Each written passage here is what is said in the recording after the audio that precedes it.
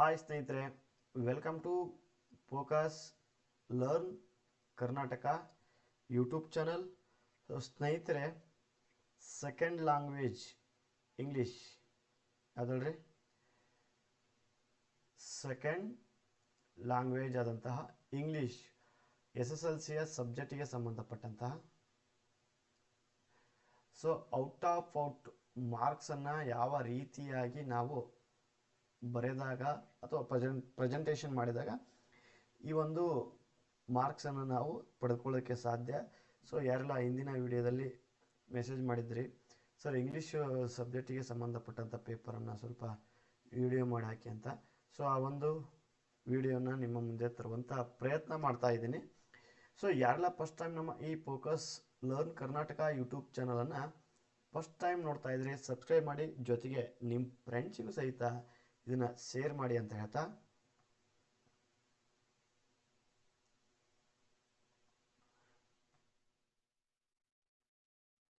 ಈಗ ನೋಡಿ, so out of 80 marks ಬರಬೇಕಪ್ಪ ಅಂದರೆ ಇಲ್ಲಿ ಸ್ವಲ್ಪ ನಾವು ಗಣಿತವನ್ನು ಸರಿಯಾಗಿ ಕಲಿಬೇಕಾಗುತ್ತೆ. ಹೆಂಗೆ ಅಂದರೆ 1 ಅಂಕದ ಪ್ರಶ್ನೆಗಳು 16, ಟೋಟಲ್ 16 ಅಂಕ ಬರಬೇಕು.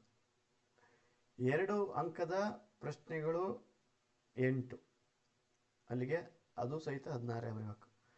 3 ಅಂಕದ ಪ್ರಶ್ನೆಗಳು 9, ಅದು ಸಹಿತ 27.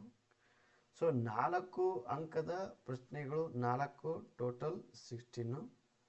ಜೊತೆಗೆ 5 ಅಂಕದ ಪ್ರಶ್ನೆ ಒಂದಿರುತ್ತೆ, 5 ಅಂಕದ್ದು, ಟೋಟಲ್ಲು 5. ಸೊ ಇಷ್ಟೆಲ್ಲ ಮೇನಲ್ಲಿ ಬರುವಂಥ ಎಲ್ಲ ಪ್ರಶ್ನೆಗಳಿಗೆ ನೀವು ಅಂಕವನ್ನು ತೆಗೆದುಕೊಂಡಾಗ 80 ಅಂಕಗಳಿಗೆ 80 ಅಂಕಗಳು, 80 ಪ್ರಶ್ನೆ ಇರುವಂತಹ ಪ್ರಶ್ನೆಗಳಿಗೆ 80 ಅಂಕಗಳು ಬರುವಂತಹ ಸಾಧ್ಯತೆ ಜಾಸ್ತಿ ಇರುತ್ತೆ. ಸೊ ಅಂಥ ಮೇನು ಇವೆಲ್ಲವನ್ನೂ ಸಹಿತ ನೀವು ಭಾಳ ಪ್ರಮುಖವಾಗಿ ಬರೀಬೇಕಾಗುತ್ತೆ. ಇಟ್ ಮೀನ್ಸ್ ಪ್ರೆಸೆಂಟೇಷನ್ ಮಾಡಬೇಕಾಗುತ್ತೆ. ಸೊ ಹಾಗಾದರೆ ಇಲ್ಲಿ ಯಾವ ರೀತಿಯಾಗಿ ಪ್ರೆಸೆಂಟೇಷನ್ ಮಾಡಿದ್ದಾರೆ ಅವರು ಅಂತ ಸ್ವಲ್ಪ ನೋಡ್ಕೊತ ಹೋದಾಗ ನೋಡ್ರಿ, ಸೊ 1ನೇ ಮೇನು, ಸೊ 4 ಮಲ್ಟಿಪಲ್ ಚಾಯ್ಸ್ ಬರ್ತವೆ. ಸೊ ನೋಡ್ರಿ, 4ಕ್ಕೆ 4 ಪಡೆದಿದ್ದಾರೆ. ನೋಡ್ರಿ, ಫಸ್ಟ್ ಮೇನು ಹಾಕುವಂಥದ್ದು ಭಾಳ ವ್ಯವಸ್ಥಿತವಾಗಿ ನಾವು ಬರಿಬೇಕಾಗುತ್ತೆ. ಫಸ್ಟ್ ಮೇನು ಜೊತೆಗೆ ಅದರದ್ದು ಸಬ್ ಮೇನು 1ನೇದು ಆಪ್ಷನ್ನು ಬರಿಬೇಕು. ಅರ್ಥ, ಆಪ್ಷನ್ ಬರೆದ ಮೇಲೆ ಡಿಡಂಟ್, ಹೌದಾ? ಸೊ ಈ ರೀತಿಯ ವ್ಯವಸ್ಥೆಯೊಂದಿಗೆ ನೀವು ಬರಿಬೇಕಾಗುತ್ತೆ. ಜೊತೆಗೆ 1 ಲೈನನ್ನು ಬಿಡುವಂಥದ್ದು. ನೋಡಿ, ಒಂದು ಪ್ರಶ್ನೆಗೆ ಒಂದು ಉತ್ತರವನ್ನು ಬರೆದಾಗ 1 ಲೈನ್ ಬಿಟ್ಟಿದ್ದಾರೆ. ಜೊತೆಗೆ ಮತ್ತೆ 2ನೇ ಸಬ್ಮೇನು, ಅದಕ್ಕೆ ಆಪ್ಷನ್ ಯಾವ್ದು ರೈಟ್ ಇದ್ದದ್ದು ಅದಕ್ಕೆ ಉತ್ತರ. ಸೊ ಇದು ನೋಡ್ರಿ, ಎಷ್ಟು ಒಂದು ಪ್ರೆಸೆಂಟೇಷನ್ ಮಾಡುವಂಥ ರೀತಿ ಇದೆಯಲ್ಲ, ಅದು ವ್ಯಾಲ್ಯುವೇಟರ್ನ ಒಂದು ಮನಸ್ಸೆಳೆಯುತ್ತೆ. ಕನ್ಫ್ಯೂಸ್ ಇರಬಾರ್ದು ಆನ್ಸರಲ್ಲಿ, ಕ್ವೆಶನ್ನಲ್ಲಿ, ಮೇನಲ್ಲಿ. ನೋಡ್ರಿ, ಉತ್ತರ ಕನ್ಫ್ಯೂಸ್ ಇಲ್ಲ, ರಿಕ್ವೆಸ್ಟಿಂಗು, ಅದಕ್ಕೆ ಆಪ್ಷನ್ನು ಕನ್ಫ್ಯೂಸ್ ಇಲ್ಲ, ಜೊತೆಗೆ ಅದರದ್ದು ಕ್ವೆಶನ್ ನಂಬರ್. ಸೊ ನೋಡ್ರಿ, ಇಷ್ಟು ಸ್ಪಷ್ಟವಾಗಿ ನೀವು ಪ್ರತಿಯೊಂದು ಕ್ವೆಶನ್, ಪ್ರತಿಯೊಂದು ಪ್ರಶ್ನೆಗೆ ನೀವು ಈ ರೀತಿಯಾದಂತಹ ಒಂದು ವ್ಯವಸ್ಥೆಯ ಒಳಗಡೆ ಬರೆದಾಗ ಸೊ ಔಟ್ ಆಫ್ ಮಾರ್ಕ್ಸ್ ಬರೋದ್ರಲ್ಲಿ ಯಾವುದೇ ಸಂದೇಹವಿಲ್ಲ. ಸೊ ಅದಾದಮೇಲೆ 2ನೇ ಮೇನ್ ಬರುತ್ತೆ. ಸೊ 2ನೇ ಮೇನು ಸಹಿತ ಗ್ರಾಮರ್ ಆಗಿರುತ್ತೆ.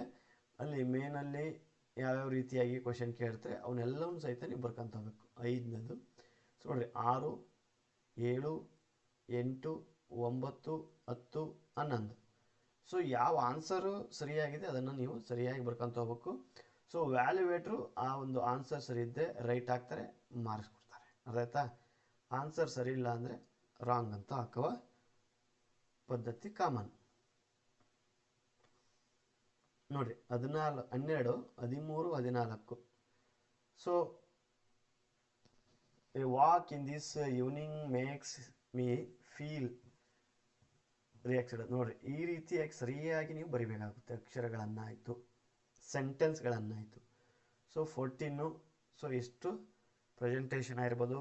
ನೋಡಿರಿ, ಒಂದು ಪದದಿಂದ ಮತ್ತೊಂದು ಪದಕ್ಕೆ ಇರುವಂಥ ಅಂತರ, ಅವರ ಹ್ಯಾಂಡ್ ರೈಟಿಂಗು ಚೆನ್ನಾಗಿದೆ. ಹ್ಯಾಂಡ್ ರೈಟಿಂಗು ನೋಡಿರಿ, ಈಸ್ ಕ್ಲಾಸು ಕನ್ಫ್ಯೂಸ್ ಆಗಂಗಿಲ್ಲ, ಸರಿಯಾಗಿ ಬರುವಂಥದ್ದು. ಸೊ 15ನೇ ಕ್ವೆಶನ್ನು ಕರೆಕ್ಟ್ ಇದೆ, 1 ಮಾರ್ಕ್ಸು. 16ಕ್ಕೆ ಒಂದಿದೆ. ಇಲ್ಲಿಗೆ 1 ಅಂಕದ ಪ್ರಶ್ನೆಗಳು ಮುಗಿದವು. ಅಂದರೆ ಇವರು 1ರಿಂದ ಹಿಡಿದು 16ವರೆಗೆ 16 ಅಂಕನ ಪಡೆದಿದ್ದಾರೆ. ಮೇಲ್ಗಡೆ ತೋರಿಸಿದ್ನಲ್ಲ ಅದು. ಸೊ ನೋಡಿ, 3ನೇ ಮೇನ್ ಬಂದ್ಬಿಟ್ಟು answer the following sentence has 2 errors and edit the sentence and write the in the answer bracket ಅಂತ ಕೊಟ್ಟಿದ್ದಾರೆ. ಸೊ ಆ ಒಂದು ವಿಷಯಕ್ಕೆ ಸಂಬಂಧಪಟ್ಟದ್ದು 3ನೇ ಮೇನು. 2ಕ್ಕೆ 2 ಅಂಕ, ಇದಕ್ಕೆ 1 ಅಂಕ, ಇದಕ್ಕೆ 1 ಅಂಕ. ಸರಿನಾ? ಸೊ ನೆಕ್ಸ್ಟ್ ಕ್ವೆಶನ್ನು 4ನೇ ಕ್ವೆಶನ್ನು. ಈ 4ನೇ ಕ್ವೆಶನ್ ಏನಪ್ಪ ಅಂದರೆ answer the following questions 2-3 sentence. ಇದು ಹೇಳ್ರಿ, 2-3 ಸೆಂಟೆನ್ಸ್ ಕ್ವೆಶನ್ನು 7 ಇರ್ತವೆ. 2 marks is equal to 14. So ನೋಡ್ರಿ, ಅವರು ಬರೆದಿರುವಂಥ ಶೈಲಿ ನೋಡ್ರಿ, ಕ್ವೆಶನ್ನು ಸೇಮ್, ಮೇ ನಂಬರು, ಸಬ್ ಮೇ ನಂಬರು, 18ನೇದು 19ನೇದು. ಸೊ ನೋಡಿ, ಅಕಾರ್ಡಿಂಗ್ ಟು ದ ನೋಡಿ ಎಷ್ಟು ಚೆನ್ನಾಗಿ ಬರೆದಿದ್ದಾರೆ. ಅದು ಅಂಡರ್ಲೈನ್ ಆಗಿರ್ಬೋದು, ಅಕ್ಷರ ಮತ್ತು ಅಕ್ಷರಗಳ ಮಧ್ಯೆ ಗ್ಯಾಪು, ಯಾವುದೇ ರೀತಿಯಂಥ ಕನ್ಫ್ಯೂಸ್ ಇಲ್ಲ.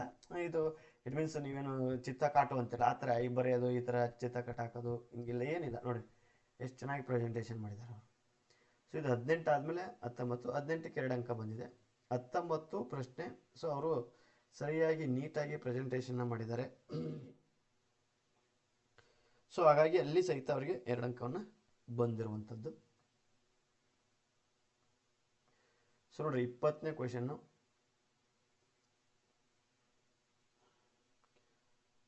ಸ್ವಲ್ಪ ನೋಡ್ರಿ ತಪ್ಪಾಗಿದೆ. ಒಂದೇ ಲೈನ್ ಹೇಳಿದ್ರೆ ಮುಗೀತು, 1 ಲೈನ್ ಹೇಳಿದ್ರೆ ಮುಗೀತು. ಇದು ತಪ್ಪಾಗಿದೆ ವರ್ಡ್, ಹೌದಾ?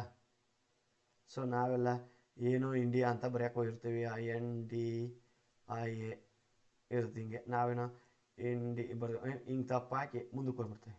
That is wrong. ತಪ್ಪಾಯ್ತಾ, ಸ್ವಲ್ಪ ಅದಕ್ಕೆ ನಿಮಗೆ ಎಚ್ಚರ ಆಯ್ತಾ ತಪ್ಪು ಅಂತ 1 ಲೈನ್ ಹಾಕಿದ್ರೆ ಮುಗೀತು. ಅರ್ಥ ಆಯ್ತಾ? ನೋಡ್ರಿ, ಒಂದು ತಪ್ಪಾಗಿದೆ, ಅದರ ಲೈನ್ ಹಾಕಿದ್ದಾರೆ. ಅಲ್ಲಿ 20ಕ್ಕೆ ಬರುವಂತಹ ಪ್ರಶ್ನೆಗೆ 20ರಲ್ಲಿ 2 ಅಂಕ. So 21ನೇ question.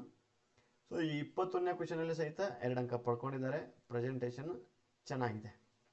ನೋಡಿರಿ, ಡೆಡ್ ಲೈನ್ ಎಂಡ್ ಲೈನ್ ಅಂತ ಬರೀಬೋದು. ಇದು ಎಂಡ್ ಲೈನ್, ಇದು ಲಾಸ್ಟ್ ಇದು ಐತಲ್ಲ, ಇದು ಎಂಡ್ ಲೈನ್. ಸೊ ಇಲ್ಲಿವರೆಗೂ ಮಾತ್ರ ನಿಮಗೆ ಬರೆಯೋಕ್ಕೆ ಅವಕಾಶ, ಇಲ್ಲಿಂದ ಆರಂಭ ಮಾಡೋದಕ್ಕೆ ಇರುವಂಥ ಅವಕಾಶ. ಸೊ ನೀವು ಯಾವುದೋ ಮೂಲೆಯಲ್ಲಿ ಬಂದು ಹಿಂಗೆ ಬರೆದು ಮಾತಿಲ್ಲಿಂದ ಸ್ಟಾರ್ಟ್ ಮಾಡೋಂಥದ್ದು ಏನೂ ಇಲ್ಲ. ಮತ್ತೊಂದು ಲೈನನ್ನು ಯೂಸ್ ಮಾಡ್ಕೊಬೋದು. ಭಾಳ ವಿಶಾಲವಾಗಿರುತ್ತೆ ಆನ್ಸರ್ ಶೀಟ್.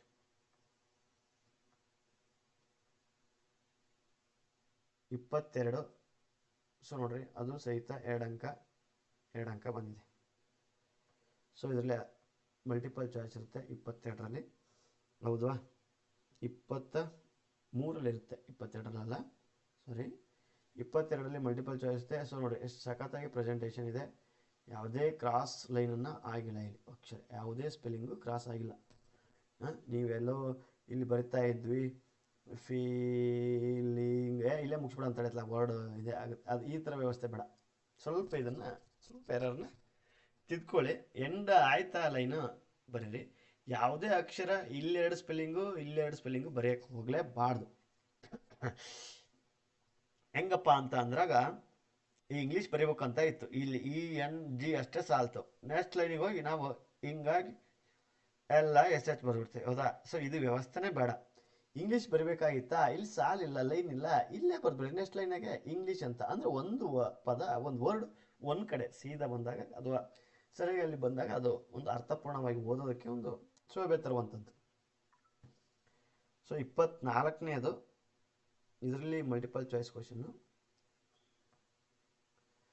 ನೋಡಿರಿ. 2ಕ್ಕೆ ಇಲ್ಲಿ 2 ಅಂಕ ಬಂದಿದೆ, 24. ಸೊ ಇಲ್ಲಿಗೆ 2 ಅಂಕದ ಈ ಒಂದು 4ನೇ ಮೇನು ಮುಗೀತು. 5ನೇ ಮೇನು 25ನೇದು. 25 ಮೂರನೇ ಇದು 3 ಮಾರ್ಕ್ಸಿಂದ ಸ್ಟಾರ್ಟ್ ಆಗೋಂಥದ್ದು. ನೋಡಿರಿ 3 ಮಾರ್ಕ್ಸಿಗೆ ಎಷ್ಟೆಲ್ಲ ಇವರು ಬರೆದಿದ್ದಾರೆ ಅನ್ನೋದು ನೋಡಿ, ಇಷ್ಟೆಲ್ಲ ಬರೆದಿದ್ದಾರೆ. ಮತ್ತೆ ಇಲ್ಲಿ ಬರೆದಿದ್ದಾರೆ ನೋಡಿರಿ, ಇದು ಡೆಡ್ ಲೈನ್, ಇದು ಡೆಡ್ ಎಂಡ್ ಲೈನ್. ಈ ಲೈನಿಂದ ಕ್ರಾಸ್ ಆಗಬಾರ್ದು ನಿಮ್ಮದು ಹ್ಯಾಂಡ್ ರೈಟಿಂಗು. ಈ ಲೈನಿಗೆ ಟಚ್ ಆಗಲಂಗೆ ಬರೀಬೇಕು. ಲೈನ್ ಸ್ಟಾರ್ಟ್ ಆಗ್ಬೇಕು, ಕ್ರಾಸ್ ಆಗ್ಬೇಕು. ಇದು ಸ್ಟಾರ್ಟಿಂಗ್ ಲೈನ್, ಇಲ್ಲಿಂದ ಸ್ಟಾರ್ಟ್ ಆಗಬೇಕು, ಇಲ್ಲಿಗೆ ಎಂಡ್ ಆಗಬೇಕು. ಸೊ ಇಷ್ಟೆಲ್ಲ ಬರೆದಾಗ ನೀವು ಸಖತ್ತಾಗಿ ನೋಡಿ, ಪ್ರೆಸೆಂಟೇಷನ್ ಇದೆ, 3 ಮಾರ್ಕ್ಸ್ ಬಂದಿದೆ. 25ಕ್ಕೆ 3, 26ನೇ ಕ್ವಶನಿಗೂ ಸಹಿತ 3 ಅಂಕ ಬಂದಿದೆ. 26ನೇ ಕ್ವಶನಿಗೂ ಸಹಿತ 3 ಅಂಕ ಬಂದಿದೆ. ಸೊ ಹ್ಯಾಂಡ್ ರೈಟಿಂಗು ಭಾಳ ನೀಟಾಗಿದೆ, ಸೂಪರ್ ಆಗಿದೆ. ನೋಡಿರಿ ಇಷ್ಟೆಲ್ಲ ಬರೆದ್ರೂ ಸಹಿತ ಇಲ್ಲಿ ಅವರು ವಿಶ್ ಆಫ್ ನೋಡಿ ಇವೆಲ್ಲ ಇಲ್ಲಿ ಬರ್ತಾರೆ. ನೆಕ್ಸ್ಟ್ ಲೈನ್ ಇಲ್ಲೆಲ್ಲ ನಮ್ಮ ಹುಡುಗರಾದ್ರೆ ಇಲ್ಲಿ ಬರೆದು ಬಿಡೋರು, ಇಲ್ಲಿ ಮತ್ತೆ ಅಂತಂದ್ರೆ ಇಲ್ಲಿ ಬರೆದು ಬಿಡೋರಿ. ನೋಡಿ ಮತ್ತು ಲೈನನ್ನು ಬಳಸ್ಕೊಂತಾರೆ, ಪೇಜನ್ನು ಮತ್ತೆ ಬಳಸ್ಕೊತಾರೆ. ಅಲ್ಲಿಗೆ 5ನೇ ಮೇನ್ ಮುಗಿತು. ಈಗ 6ನೇ ಮೇನ್ 27 ಕ್ವಶನ್ನು, 4 ಮಾರ್ಕ್ಸಿಂದವು. ಅದೇ ಯಾರಿಗೆ ಹೇಳಿರ್ಬೇಕು. 6ನೇ main extract answer the following questions ಅಂತ ಕೇಳಿದೆ. Read the following questions. So 3 marks ಇರುತ್ತೆ ಪ್ರತಿ ಒಂದು ಕ್ವಶನಿಗೂ.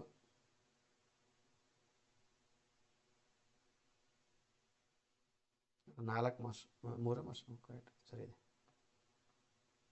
ನೋಡಿ. 27, 28 ನೋಡಿ, 29ಕ್ಕೂ 3 ಹೌದಾ, 30ಕ್ಕೂ 3, 30ನೇ ಕ್ವಶನ್, 29ನೇ ಕ್ವಶನ್ನು ಎ ಬಿ ನೋಡಿ. ನೆಕ್ಸ್ಟು 7ನೇ ಮೇನು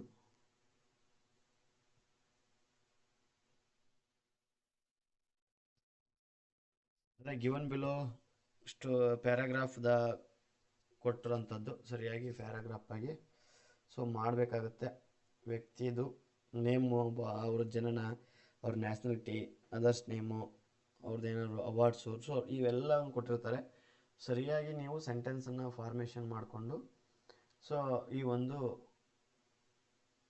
ಸ್ಟೋರಿನ ನೀವು ಕ್ರಿಯೇಟ್ ಮಾಡಬೇಕಾಗುತ್ತೆ. ಸೆಂಟೆನ್ಸನ್ನು 3ಕ್ಕೆ 3 ಮಾರ್ಕ್ಸ್ ಪಡ್ಕೊಳ್ತೀರಿ ಈ ಮೇನಲ್ಲಿ ನೋಡಿ. 9ನೇ main the study the picture given below. ಆ ಒಂದು ಪ್ರಶ್ನೆಗೆ 3 ಅಂಕನ ಈ ಒಂದು ಇದರಲ್ಲಿ ಪಡ್ಕೊಳ್ಳೋಂಥದ್ದು. ಸೊ ಇವರು 10ನೇ ಕ್ವಶನ್ನು ಇಲ್ಲಿ ಸಹಿತ 4 ಅಂಕದ ಪ್ರಶ್ನೆ. So 35 ಅದಕ್ಕೆರಡು.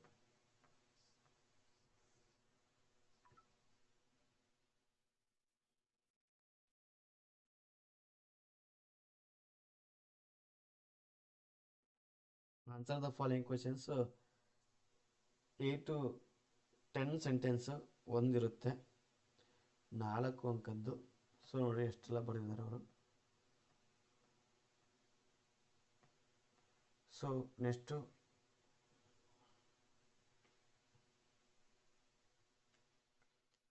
12ನೇ question national festival essay ಕೇಳಿದ್ದಾರೆ ನೋಡ್ರಿ. ಎಸ್ಸೆ ರೇಟಿಂಗು ನ್ಯಾಷನಲ್ ಫೆಸ್ಟಿವಲು 4 ಅಂಕ ಇರುತ್ತೆ. ಸೊ ಸ್ಟಾರ್ಟಿಂಗಿಂದ ಯಾವ ರೀತಿಯಾಗಿ ಬರೆದಿದ್ದಾರೆ, ಸೆಂಟೆನ್ಸ್ ಯಾವ ರೀತಿ ಕಂಪ್ಲೀಟ್ ಮಾಡಿದ್ದಾರೆ, ನೆಕ್ಸ್ಟು ಪ್ಯಾರಾವನ್ನ ಯಾವ ರೀತಿಯಾಗಿ ಸ್ಟಾರ್ಟ್ ಮಾಡಿದ್ದಾರೆ, ಸೊ ಎಲ್ಲವನ್ನು ಗಮನಿಸ್ಬೇಕಾಗುತ್ತೆ. 4ಕ್ಕೆ 4 ಅಂಕ.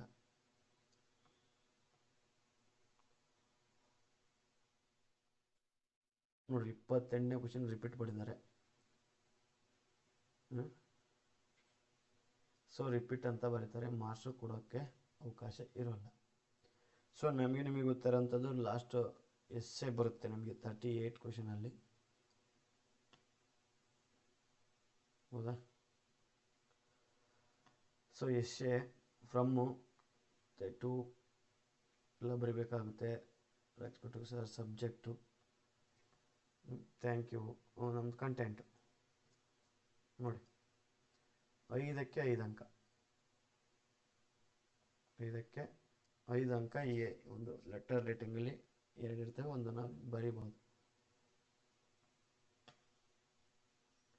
ಸೊ ಇದು ನೋಡಿ, ಇಲ್ಲಿಗೆ ಮುಗಿಯುತ್ತೆ ಒಂದು ಕ್ವಶನ್ನು ಪೇಪರು. ಟೋಟಲ್ಲು ಈ ಪೇಪರು ನಿಮಗೆ 80ಕ್ಕೆ 80 ಯಾವ ರೀತಿಯಾಗಿ ಬರೀಬೇಕು, ಯಾವ್ಯಾವ ಅವರು ಸ್ಟ್ಯಾಟಿಸ್ಟಿಕ್ಸ್ ಪ್ಲ್ಯಾನಿಂಗ್ ಯಾವ ರೀತಿ ಮಾಡ್ಕೊಂಡಿದ್ದಾರೆ ಸೊ ನೋಡಿ. ಸೊ ನಮ್ಮ ಈ ಒಂದು ಹಿಂದಿನ ವಿಡಿಯೋದಲ್ಲಿ ಕನ್ನಡ ಪೇಪರನ್ನು ಸಹಿತ ಬಿಟ್ಟಿದ್ದೀವಿ, ಸೋಷಿಯಲ್ ಪೇಪರ್ನ ಬಿಟ್ಟಿದ್ದೀವಿ. ಈಗ ಇದು ಇಂಗ್ಲೀಷ್ ಪೇಪರ್ ಆಗಿದೆ. ಸೊ ಇನ್ನೂ 3 ಉಳಿದಂತಹ ಸೈನ್ಸು, ಮ್ಯಾಥ್ಸು ಮತ್ತು ಹಿಂದಿ ಈ ಪೇಪರನ್ನು ನಾನು ಈ ಒಂದು focus learn Karnataka YouTube channel ಮೂಲಕ ಬಿಡುವಂಥ ಪ್ರಯತ್ನ ಮಾಡ್ತಾ ಇದ್ದೀನಿ. ಸೊ ಯಾರಿಗೆಲ್ಲ ವಿಡಿಯೋ ಇಷ್ಟ ಆದರೆ ಲೈಕ್ ಮಾಡಿ, ಶೇರ್ ಮಾಡಿ, ನಿಮ್ಮ ಫ್ರೆಂಡ್ಸಿಗೆಲ್ಲ ಶೇರ್ ಮಾಡಿ ಅಂತ ಹೇಳ್ತಾ, ಸೊ ಮುಂದಿನ ಕ್ಲಾಸಲ್ಲಿ ಸಿಗೋಣ.